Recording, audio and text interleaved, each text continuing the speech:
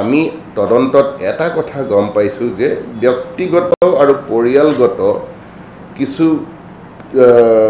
কথাৰ কাৰণে বা কিছু কামৰ কাৰণে বা অলপ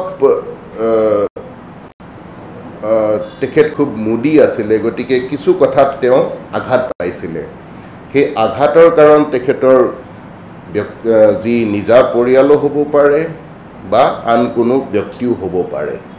গতিকে আমি এটা সিদ্ধান্তত উপনীত হ'লোঁ যে তেখেতে পৰিয়ালগত কিছু কাৰণত আঘাত পাইছিলে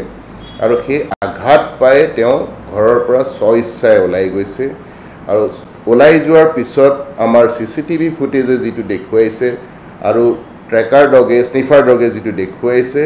সেইটোৰ মতে তেখেত নদীৰ একেবাৰে পানীৰ ওচৰলৈ যোৱাটো বৰ্তমান থিৰাং কৰা হৈছে, কিন্তু তাৰ পৰা ঘূৰি অহা বা উঠি অহাৰ এতিয়ালৈকে আমি কোনো ধৰণৰ তথ্য পোৱা নাই। আমি তদন্তত বিভিন্ন দিশ সামৰোঁ, গতিকে এটা প্ৰবেবিলিটি হ'ব পাৰে যিহেতু তেখেত কিবা কাৰণত অসন্তুষ্ট হৈ গৈছিলে, গতিকে তেখেতৰ সেই সময়ৰ মানসিক স্থিতিটো কেনেকুৱা আছিলে অকণমান বুজাই কোৱা টান হ'ব। বোধ হয় তেখেত অলপ অস্থিৰো হ'ব পাৰে, কাৰণ আমি প্ৰত্যক্ষদৰ্শীৰ লগত কথা পাতি এটা কথা গম পাইছোঁ যে এজন প্ৰত্যক্ষদৰ্শীয়ে তেখেতক মাতিছিলোঁ দাদা ক'লৈ যায় বুলি সেইফালেদি, আৰু সেই সময়ত শ্ৰীযুত বৰুৱাই বুলি শব্দ এটা উচ্চাৰণ কৰিছে, একো জবাব দিয়া নাই, একো উত্তৰ নিদিয়াকৈ তেওঁ আগলৈ খোজকাঢ়ি গৈ আছে। গতিকে তাৰ পৰা এটা বুজা যায় যে সেই সময়ত তেওঁ খুব ভাবুক হৈ আছিলে, আৰু সেই ভাবুক হৈ থাকোঁতে কেতিয়াবা নদীৰ ওচৰত গ'লে কিবা দুৰ্ঘটনা হ'ব পাৰে, অসাৱধানতাবশতঃ তেখেত নদীৰ ফালে পানীৰ ফালে পিছলিও পৰি যাব পাৰে। গতিকে এনেকুৱা ধৰণৰ ঘটনাও আমি নুই কৰিব নোৱাৰোঁ। কিন্তু যিহেতু আমি তেনেকুৱা ধৰণৰ একো প্ৰমাণ পোৱা নাই যে পানীত তেখেত পৰি গৈছে বুলি, গতিকে মই থিৰাংকৈ ক'ব নোৱাৰোঁ যে তেখেত পানীত পৰি গৈছে বুলি। মই এতিয়াও আশা কৰোঁ যে তেখেত সুস্থ শৰীৰে ঘূৰি আহক, কিন্তু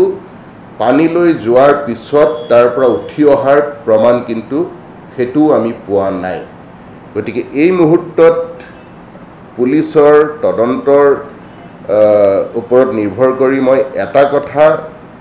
ক'ব পাৰোঁ যে এই গোটেই ঘটনাটোৰ লগত কোনো বাহ্যিক শক্তি জড়িত নাই। তেখেত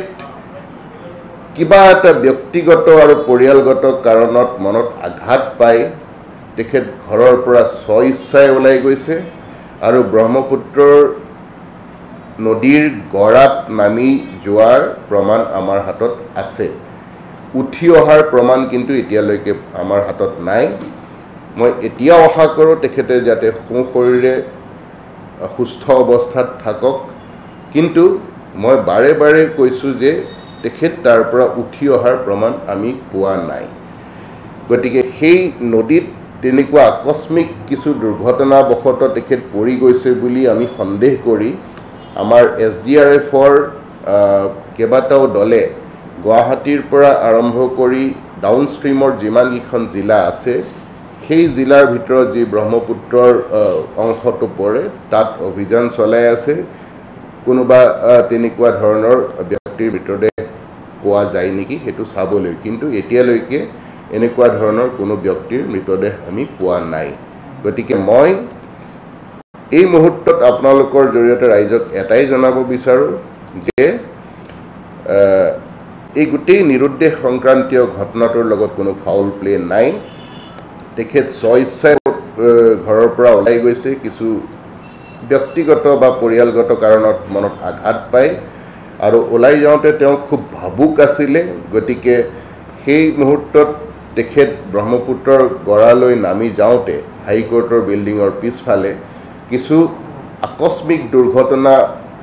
হোৱাৰ সম্ভাৱনাটো আমি নুই কৰিব নোৱাৰোঁ। তথাপিও যেতিয়ালৈকে আমি কনক্ৰিট কিবা প্ৰুফ নাপাওঁ তেতিয়ালৈকে আমি ক'ব নোৱাৰোঁ যে তেখেত নদীত পৰি গৈছে। আমি তদন্তৰ খাতিৰত পৰিয়ালৰ সদস্যাৰ লগত কথা পাতিছোঁ, প্ৰতিবেশীৰ লগত কথা পাতিছোঁ, তেখেতক যিসকল ব্যক্তিয়ে চিনি পায় তেখেতসকলৰ লগত কথা পাতিছোঁ তাৰ পৰা এটা কথা ঠিক হৈছে যে কিছু ব্যক্তিগত আৰু পৰিয়ালগত কিছু তেখেতৰ অসন্তুষ্টি আছিলে আৰু যাৰ কাৰণে তেখেতে অন্তৰত আঘাত পাইছিলে আমি পৰিয়ালৰ কন্যা বা পৰিয়ালৰ ভাতৃ বা ভগ্নী বা ভতিজা বুলি ডাইৰেক্টলি মই নকওঁ কিন্তু মই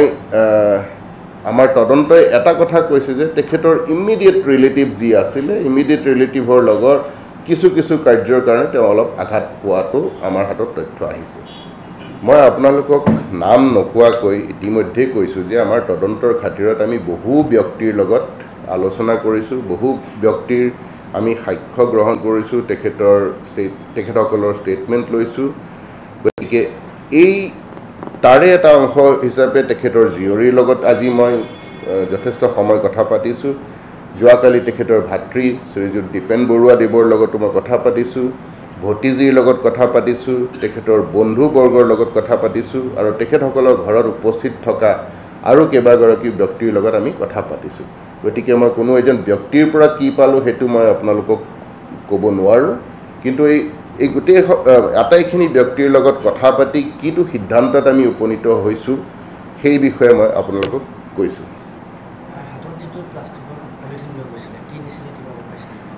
আমি নদীৰ গৰাত একোৱেই বস্তু পোৱা নাই আমি কাপোৰো পোৱা নাই আমি চেণ্ডেলো পোৱা নাই আমি মোবাইলো পোৱা নাই আমি পলিথিনৰ পেকেটো পোৱা নাই CCTV ফুটেজ যিটো লাষ্ট CCTV ফুটেজ আছিলে সেইটো 10:08 যিটো 10.08 যিটো সেইটো হ'ল CCTV ফুটেজৰ লাষ্ট যিটো তেখেতক দেখা গৈছিলে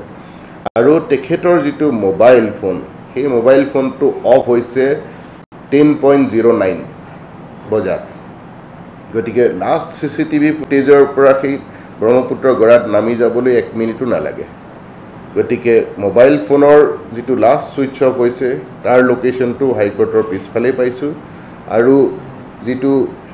CCTV ফুটেজ সেই CCTV ফুটেজেও তেখেতে সেই ব্ৰহ্মপুত্ৰ গৰাৰ ফালে নামি যোৱাই দেখুৱাইছে